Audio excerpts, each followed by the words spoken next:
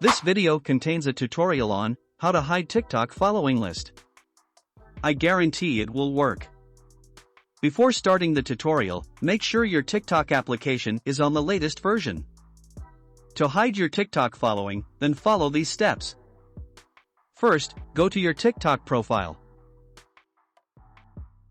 Click the three-line icon in the top right corner.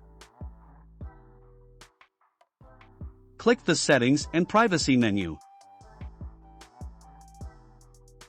Before I continue with the tutorial, I would really appreciate it if you would like to hit the subscribe button.